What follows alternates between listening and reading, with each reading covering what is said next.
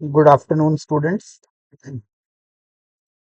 कुछ topic important examination के लिए इडियम्स एंड फ्रेजेस, इसके पीवाई क्यूज पे आज हम लोग चर्चा करने जा रहे हैं।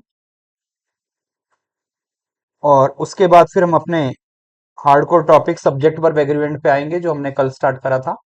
इडियम्स एंड फ्रेजेस को ध्यान से देखें। पहला क्वेश्चन, एक बार इसको अपने हिसाब से करने की कोशिश कीजिए पहले।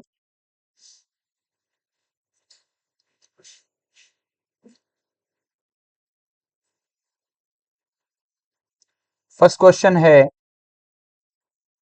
Select the most appropriate meaning of the given idiom. और ईडियम आपको गिवन है कौन सी वाली? Sold like hot cakes. तो जब भी कोई चीज गर्मा गर्म बिकती है तो मेरे हिसाब से धड़ल्ले से बिकती है, बहुत तेज गति के साथ बिकती है। ठंडा माल बिकने में टाइम लगता है, लेकिन गर्मा गर्म आए तो बहुत बढ़िया बिकता है। इसका मतलब कोई ऐसा बात जो बहुत तेज गति से और बहुत ज्यादा मात्रा में बिके। ऑप्शन नंबर कौन सा वाला है? बाकी सारी बातें डिफिकल्टी वाली उल्टा हो गया, लीगल इलीगल गलत हुआ, इनोवेटिवली नए तरीके से गलत हुआ। एक तो क्विकली और एक इन लार्ज नंबर्स। क्योंकि माल धड़ल्ले से बिकना, लिख लो बेटा, सोल्ड लाइक हॉट केक्स, माल धड़ल्ले से बिकना, खूब तेज गति से ज्यादा मात्रा में माल बिकना, ज्यादा मात्रा में माल बिकना।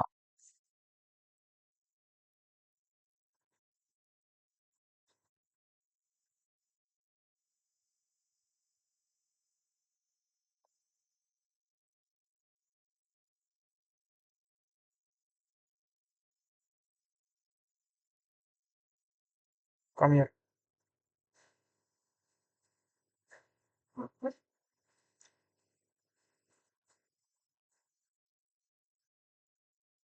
तो यहां पर धड़ल्ले से माल बिक गया, जैसे कोई गरम हॉट केक बिकता है उसी प्रकार।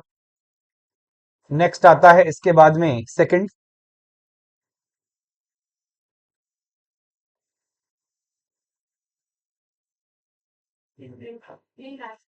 तो ये आपका पढ़ा हुआ इडियम लग रहा है, इन ब्लैक एंड व्हाइट। इसका मतलब सफेद पेपर के ऊपर काली शाई से लिखना है। बोलो हाँ या ना? इसका मतलब जो भी है वो राइटिंग में है, इन राइटिंग। ये इसका सही जवाब होगा। ये पीवाई क्यूज में पूछा गया है, इन डिस्प्यूट। और ये वाली सारी बातें बिल्कुल बेबुनियादी साबित हुई। इन ब्लैक एंड व्हाइट इसका मतलब इन राइटिंग, लिखित रूप में, लिखित रूप में, in writing.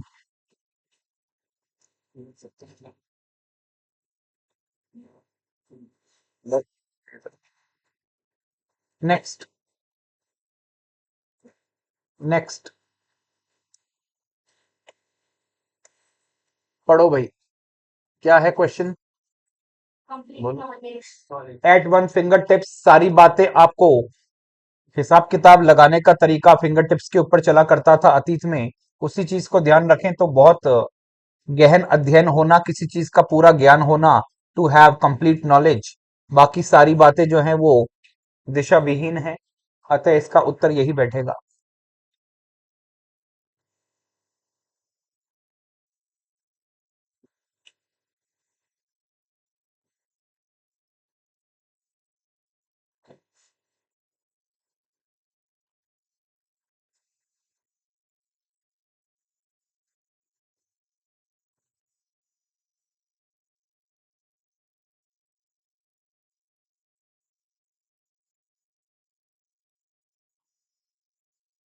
Next.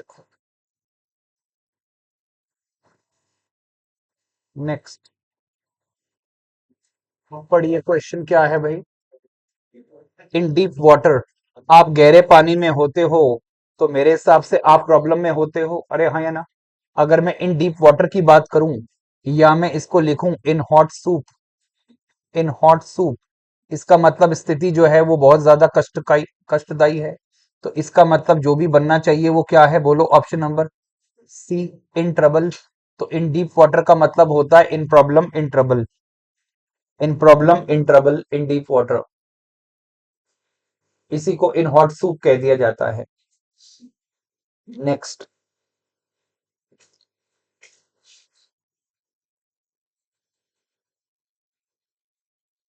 In hot soup,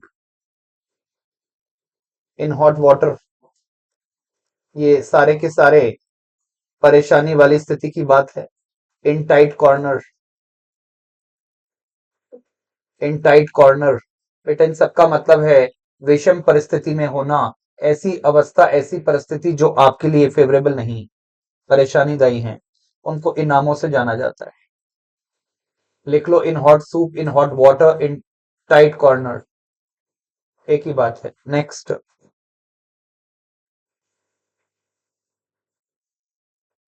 a piece of cake.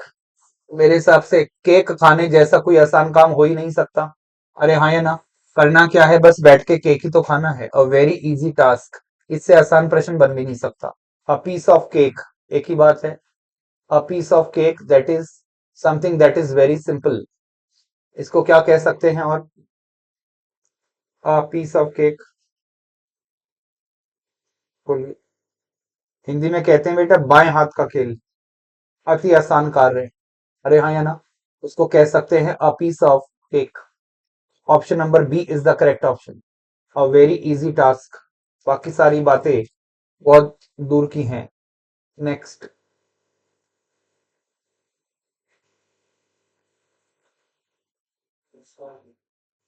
Blowing smoke, इसका मतलब, ब्लोइंग का मतलब ऐसी चीज जो हवा के साथ उड़ती हो, और हवा के साथ क्या उड़ाया जा रहा है, देखो जरा, यानी धुआं है नहीं लेकिन हवा के साथ उड़ाने का प्रयास किया जा रहा है, यानी कहीं ना कहीं एक ऐसी इमेज बनाई जा रही है जो वास्तविकता से दूर की है।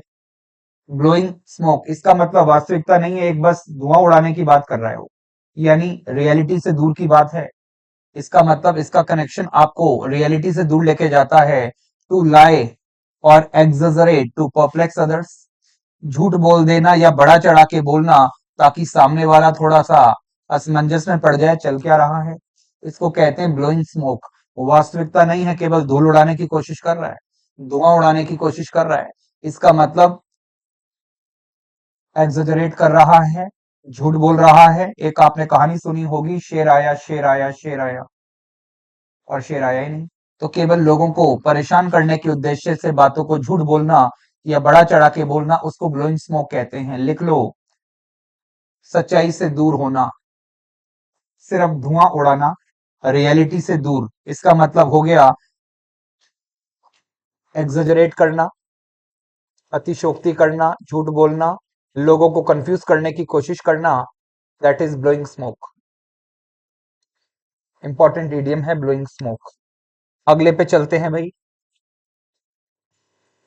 नेक्स्ट आता है कॉस्ट एंड आर्म एंड, ये आपने पढ़ चुके हैं भाई, यानी ऐसी कीमत मांग लो जिसमें आपका एक हाथ, एक बाजू और एक टांग चाहिए, इसका मतलब, तो आजकल के आईफोन काफी महंगे महंगे आने लगे हैं। अरे हाँ या ना, कोई दोस्त ले आता है तो दूसरा बोलता है भाई किडनी बेच के लाया है क्या।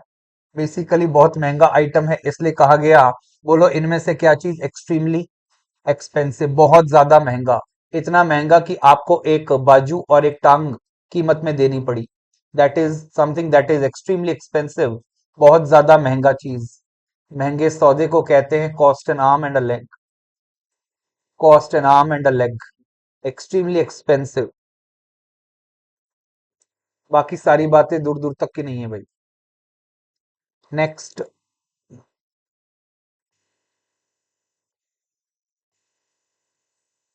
डॉग ईट डॉग, कुत्ता काटे कुत्ते को, इसका मतलब जो है, इसका मतलब क्या है? कुत्ता काटे कुत्ते को, एक तो होती है ऐसी प्रतिस्पर्धा जो बहुत ही पॉजिटिव होती है, कंपटीशन जिसको आप हेल्दी कंपटीशन कहते हैं, लेकिन ऑन द कॉन्ट्ररी एक कंपटीशन होता है जो किस नेचर का होता है, उसको कहते हैं बहुत ही रूथलेसली कॉम्पिटिटिव, यानी मुझे अगर प्रतिद्वंदी की टांग भी काटनी पड़े, जान भी लेनी पड़े तो ले लूंगा, क्योंकि मुझे जीतना है। यानी ऐसी प्रतिस्पर्धा जिसमें आप निर्दयता पे भी आ सकते हो। कुत्ता काटे कुत्ते को, एक कुत्ते को जीतना है तो दूसरे कुत्ते को काट दो, मार दो, कुछ भी कर दो, ऐसा प्रतिस्पर्धा जिसमें आप आगे निकलने के लिए किसी भी हद तक जा सकते हो, उसको कहते हैं dog eat dog, dog eat dog. तो आ जाएगा बच्चों रूथलेसली कॉम्पिटिटिव। आपको बता दूं, क्रिश्चियन संप्रदाय में ये जो वर्ड है रूथ, ये कुछ महिलाओं का नाम होता है, और इसका शाब्दिक अर्थ होता है बेटा दया। क्या होता है? दया, करुणा, इसको रूथ कहते हैं। तो वहां पे लड़कियों का फेमिनाइन जेंडर का नाम रूथ होता है, और जब किसी में दया धर्म ना हो तो अब क्या कहते हैं? तो ये उसका नेगेटिव बनता है। इसका मतलब मर्सीलेस। रूथलेस का मतलब मर्सीलेस, जिसमें दया नाम की चीज ना हो। मर्सीलेस, और काम जो है मर्सीलेसली किया गया, तो हम रूथलेसली को मर्सीलेसली कह सकते हैं। चलो, what is the meaning of glutton? ये व्यक्ति होता है जो पेटू होता है। नेवर से नो, आन दो, खाने का शौकीन, छोटा भीम भीम भीम, लड्डू का शौकीन, बेटा ग्लटन कहलाता है। और ओयूएस लग के विशेषण बन गया। तो इनका कोई लेना देना दूर दूर तक नहीं है। कुत्ता काटे कुत्ता, यानी बहुत ज्यादा कंपटीशन जो है वो मर्सीलेस है, रूथलेस है। नेक्स्ट।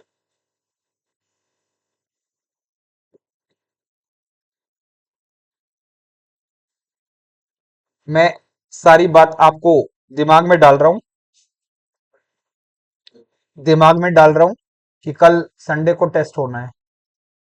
मैं आपको दिमाग में डाल रहा हूं कि कल संडे है, कल टेस्ट होगा। इसका मतलब मैं कहीं ना कहीं आपको बातों को क्या कर रहा हूं, कि बता तो पहले भी चुका हूं। अरे हाँ, है ना? तो कल का आपको वक्त बताया जाएगा जाने से पहले। उसका ध्यान रखें कि आना है सबने। Attendance is compulsory. तो यहाँ पे to remind, I am just putting in your mind. इसका मतलब होता है याद दिलाना, स्मरण में लाना, किसी चीज को याद दिलाने का काम करना।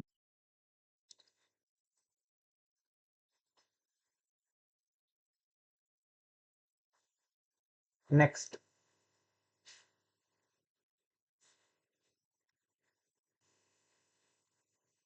क्या लिखा है भाई? इसका मतलब दिमाग से कुछ निकल गया लग रहा है। अरे हाँ या ना? स्लिप योर माइंड, इसका मतलब माइंड से कोई बात क्या हो चुकी है, रहनी तो चाहिए थी दिमाग में, लेकिन कोई चीज मैं भूल गया। To forget about something. अरे हाँ या ना? Slip your mind. जब घर वाले कहते हैं आपको कहा था वो लाने के लिए, तो आप ये तो कहते हो अरे भाई दिमाग से निकल गया। कई बार डेलिबरेटली भी आप ऐसा करते हो तो भी आप बोलते यही हो, स्लिप योर माइंड। इसका मतलब माइंड से निकल गया, यानी किसी चीज को आप भूल गए।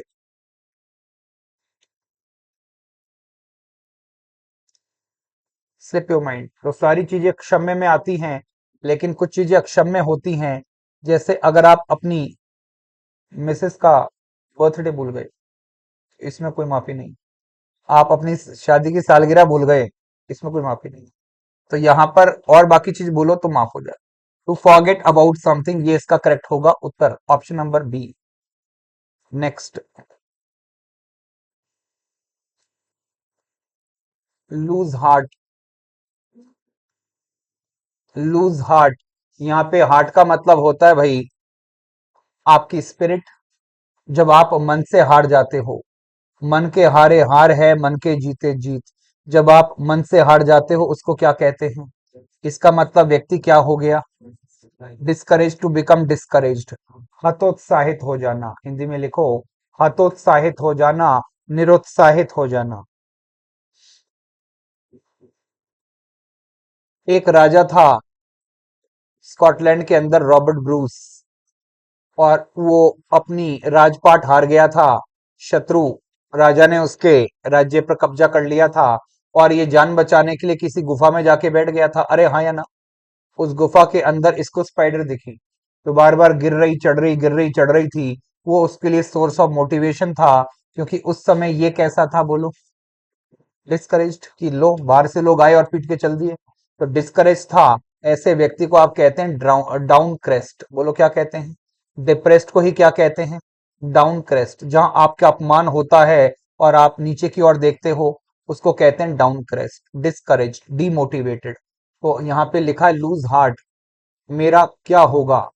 अब मेरा क्या होगा, ये लूज हार्ट है, हताशा की बातें करने की बात, हतोत्साहित के क्षण है। तो आपका उत्तर आ जाएगा ये वाला, टू बिकम डिस्करेज्ड।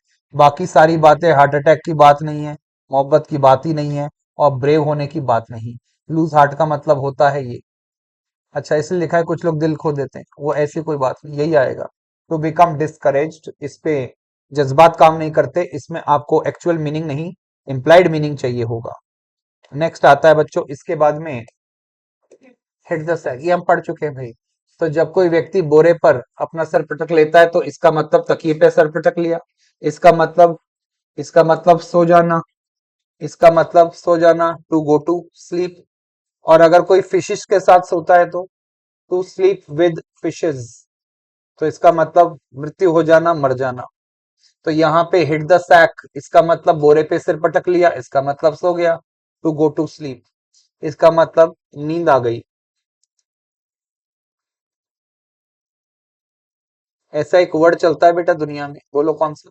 इसको लोरी कहते हैं, ललाबाई। ये एक लोरी को अंग्रेजी में कहा जाता है जिसको गाने से व्यक्ति नींद में चला जाता है।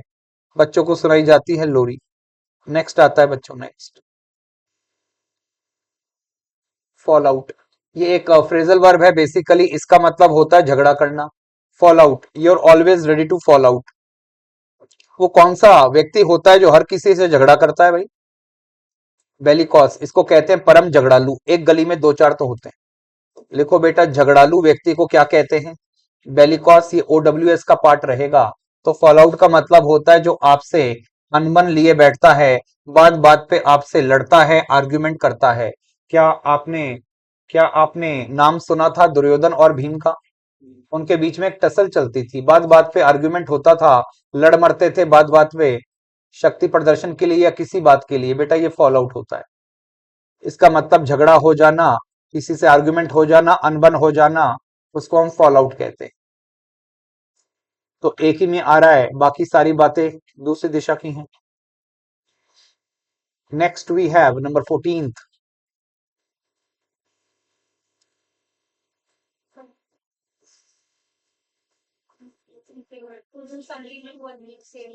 Cut corners.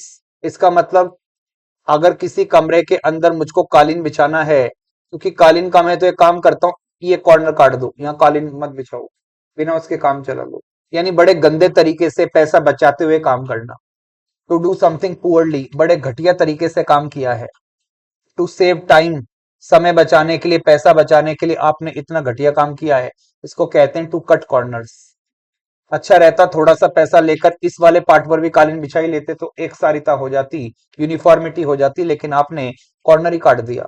To do something poorly, बहुत गंदे तरीके से, घटिया तरीके से काम करना, और इसलिए ताकि पैसा बच जाए और समय बच जाए, उसको कहते हैं to cut corners. To cut corners. Next,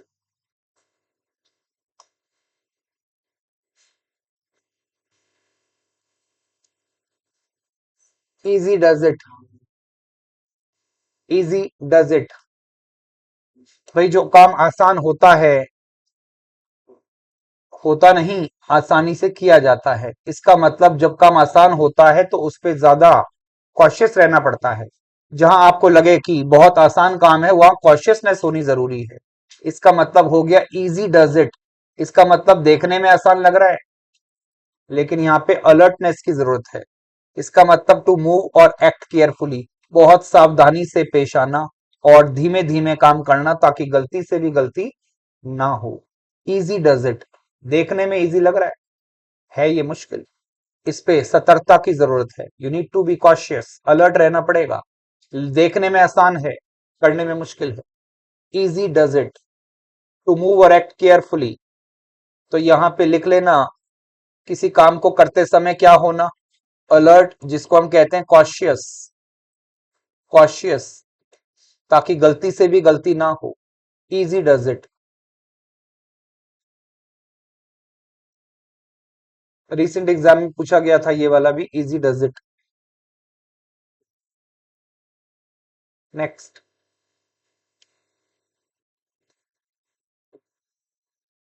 Penelope's web. अगर मैं पेनेलोप की बात करता हूं तो एक पात्रा है ग्रीक रोमन माइथोलॉजी में, और वो एक ऐसा कार्य में पात्र पड़ जाता है जिसके अंदर वो एक वेब के अंदर फंस जाता है। वेब का मतलब क्या होता है? मकड़ जाल। अरे बोलो हाँ या ना। एक ऐसी जगह जहां से आप एक बार अगर आपने शुरू कर दिया तो बाहर निकलना मुश्किल है। उसको क्या कहते हैं? कुछ लोग कहते हैं घर में एक बार शुरू तो कर दो, बोलो क्या, फिर वो खत्म होने का नाम नहीं लेता, चलता चलता चलता रहता है। इसका मतलब एंडलेस टास्क, ऐसा काम जो खत्म होने का नाम ना ले। एक बार अगर आप उस माया जाल में फंस गए तुम निकल नहीं पाओगे। उसको कहते हैं पेनिलोप्स वेब। इसका मतलब ऐसा काम जो अंतहीन है, जो बहुत टीडियस है, खत्म होने का नाम नहीं ले रहा। तो कंस्ट्रक्शन जब चलता है घरों में तो यही स्थिति होती है। आने का टाइम निर्धारित होता है, निकलने का तो आगे आगे आगे आगे बढ़ता जाता है। So that can be termed as Penelope's web. ऐसा काम जिसका अंतिम छोर नहीं दिखाई दे रहा। Penelope's web.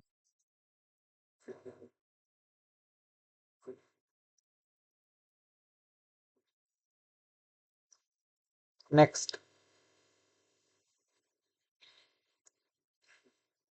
अच्छा, ईडीएम में लिटरल मीनिंग कन्वे नहीं होता। जैसे आपको पता है मकड़ी के जाले को क्या कहते हैं, तो ये मकड़ी वाले तो वैसे ही काट दो। अरे हाँ, है ना। एक आध तो ऐसा ही होगा जो बिल्कुल डायरेक्ट ऑप्शन होगा, उसको तो वैसे भी उड़ा सकते हो आप। एग्जैक्ट मीनिंग कन्वे इसमें नहीं होता है। अगला आता है, बोलो कौन सा। अच्छे मौसम का है, बुरे मौसम का। सुख का साथी या दुख में। सुख का साथी। जब तक आपके घर में पराठे सेक रहे थे तब तक तो आपका दोस्त ही थी, और जैसे ही वहां मुफलिसी का दौर आया तो वो छोड़ गया। इसका मतलब एक ऐसा मित्र जो आपको मुसीबत के क्षण छोड़ के, इसको कहते हैं अ फेयर वेदर फ्रेंड, यानी सुख का साथी। ये स्वार्थी व्यक्ति था। जब तक इसका स्वार्थ सिद्ध हो रहा था, ही वॉज विद यू। और द मोमेंट इसने ये एसेस किया कि ट्रबल आ गई है, तो उसने आपके पास मिलना वगैरह छोड़ दिया। अ friend who leaves you in trouble. A friend who leaves you in trouble, ऐसा व्यक्ति जो मुसीबत के क्षण आपको छोड़ के चला जाए, उसको ये कहते हैं सुख का साथी।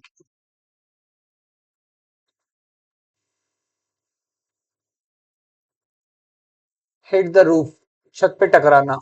हिंदी में कहते हैं गुस्सा सातवें आसमान पर होना। यानी आज ये छत फटेगी, इसका मतलब बहुत तेज गुस्सा आएगा। इसका मतलब आज तांडव होगा, तांडव। इसका मतलब हो गया बेटा to be very angry, to become very angry. Hit the roof, गुस्सा छत को फाड़ कर ऊपर चला गया, उसको कहेंगे hit the roof. To be very very angry, बहुत गुस्सा आया हुआ। बाकी सारी बातें जो हैं ये रिपेयर वेपेयर छोड़ो, ये सब। ये टॉप फ्लोर की बात कर रहा है, ये बेकार है, ये बेकार है, ये दोनों शाब्दिक अर्थ हो गए। अब दो में से एक होगा तो गुस्सा आए बेहतर। लाल पीला हो जाना, अचानक गुस्सा आ जाना। नेक्स्ट।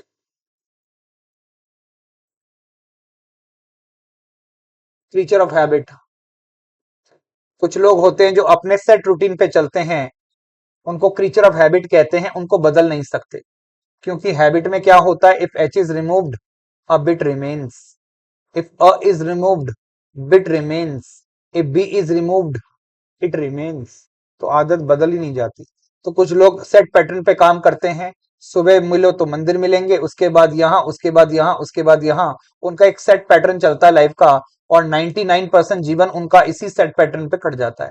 ऐसे लोगों को बोलते हैं क्या चीज, क्रीचर ऑफ, जो अपने एक सेट रूटीन पर ही काम करना पसंद करते हैं। One who follows a fix routine, एक अपने सेट पैटर्न पे काम करते हैं, सेट रूटीन को फॉलो करते हैं मोस्ट ऑफ द टाइम। ऐसे लोगों को बोलते हैं क्रीचर ऑफ हैबिट, यानी आदतन अपराधी। ये ना बोल के बोलो आदत, जिनको हो किसी चीज का काम करने की और उससे वो लीक से हटके नहीं चलते, उनको क्रीचर ऑफ हैबिट कहा जाता है। नेक्स्ट।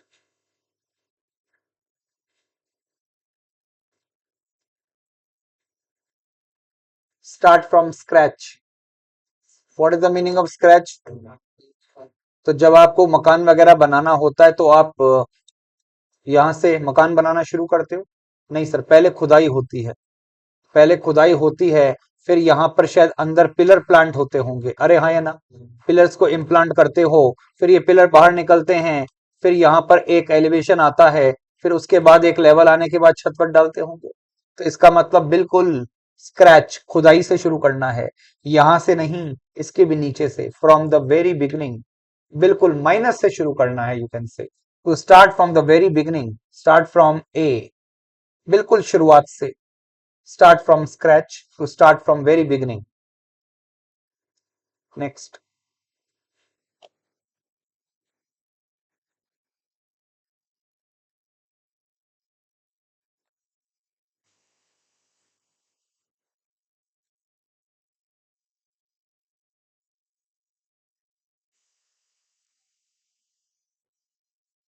हाँ जी, क्या होगा? hen pegged husband. What is the meaning of this word PECK? तो चोंच से मारना, चोंच से मारने को क्या कहते हैं बोलो? हाँ जी, चोंच से मारने को क्या कहते हैं? पैकिंग। क्या कहते हैं बोलो? एक प्राणी भी होता है जिसका नाम होता है वुड पैकर। अरे सुना है क्या? वो लकड़ी को पीटता रहता है, उसको पता नहीं क्या मजे आते हैं। तो यहाँ पे पैक करना, और वो भी किसको? तो हैन का मतलब मुर्गी होता है और कॉक का मतलब मुर्गा। तो एक ऐसी मुर्गी है जो अपने पति को हमेशा चोंच से, यानी पत्नी प्रताड़ित पति। देखो, पत्नी प्रताड़ित पति, इसको जोरू का गुलाम कहा जाता है। इसका मतलब जो अपनी पत्नी के द्वारा शासित होता हो। Husband controlled by by his wife, उसको कहते हैं जोरू का गुलाम, पत्नी प्रताड़ित पति, hand packed husband.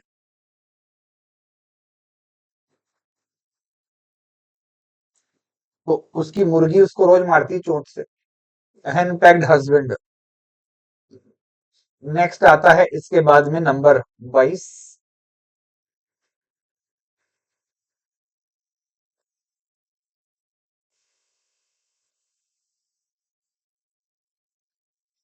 Break a leg. तो शायद हम ये तब बोलते हैं जब कोई परीक्षा देने जाता है, अरे हाँ या ना। इसका मतलब ऑल द बेस्ट कहने का तरीका। कॉन्ग्रेचुलेशन या ऑल द बेस्ट। कॉन्ग्रेचुलेशन तो बाद में बोलते हैं जब कुछ हो जाता है। ऑल द बेस्ट यानी अग्रिम शुभकामनाएं देने की बात है। To wish someone good luck, बेटा ये आएगा। इसमें कई बार आपको कॉन्ग्रेचुलेशन दिया जाता है, वो आंसर नहीं है। वो तब दिया जाता है जब आप सफल हो जाते हो। तो आप किसी को गुड लक दे रहे हो, इसका मतलब कुछ अच्छा हो जाए उसके लिए दे रहे हो। तो यहाँ पे ब्रेक अ लेग का ये आएगा, और कुछ नहीं। ये हम शायद एक आध दिन पहले पढ़ भी चुके हैं, ब्रेक अ लेग। अरे हाँ या ना, 2 दिन पहले थोड़ी सी टांग अपनी। अगला देखो, नेक्स्ट। नेक्स्ट आता है of and on. Of and on इसका मतलब होता है, हाँ जी, ऑफ एंड ऑन इसका मतलब क्या होता है बोलो? बीच बीच में। इसका मतलब होता है, एक तो लिखो बीच बीच में। कुछ विद्यार्थी इतने प्यारे होते हैं, वो बीच बीच में डिस्टर्बिंग एलिमेंट होते हैं, बीच बीच में बोलते हैं। उनकी आदत होती है बीच में यदा कदा चुप नहीं रहते, यदा कदा बोलते ही रहते हैं। इनको कहते हैं of and on. Of and on regularly नहीं बोलते, लगातार नहीं बोलते, लेकिन बीच बीच में क्या करते रहते हैं? तो बेटा यहां आ जाएगा इरेगुलरली और नाउ एंड देन। अब तब बातें ही करते रहते हैं, अब तब अपने काम में लगे रहते हैं, नियमित नहीं तो अनियमित रूप से। कंटिन्यूअस करते तो मामला अलग होता, लेकिन बीच बीच में उनका कोई ना कोई ट्रबल चलती रहती है। तो एक क्लास में एक आध बच्चा ऐसा होता है, उसको ये कहते हैं बेटा ऑफ एंड ऑन, वो ऐसा करता है, उसकी आदत है।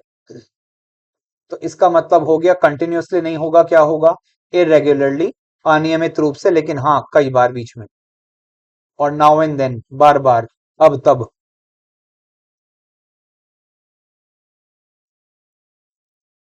नेक्स्ट।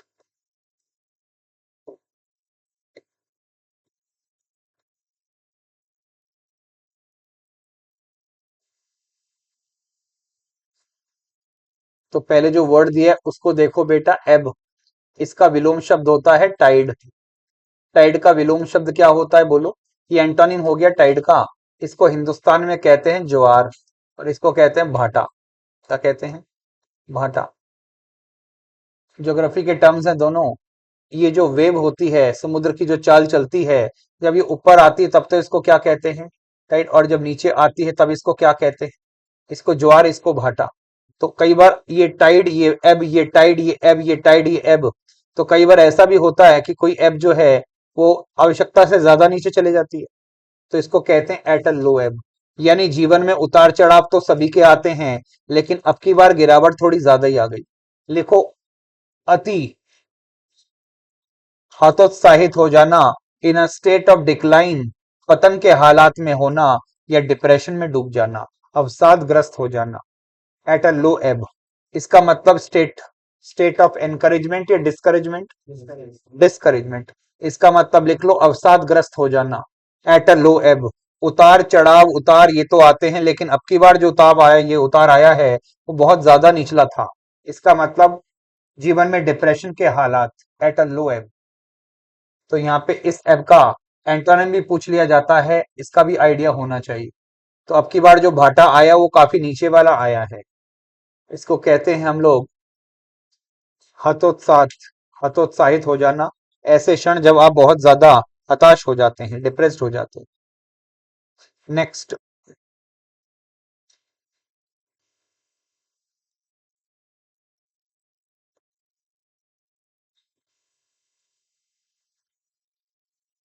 हाँ जी, क्या क्वेश्चन है, पढ़े भाई।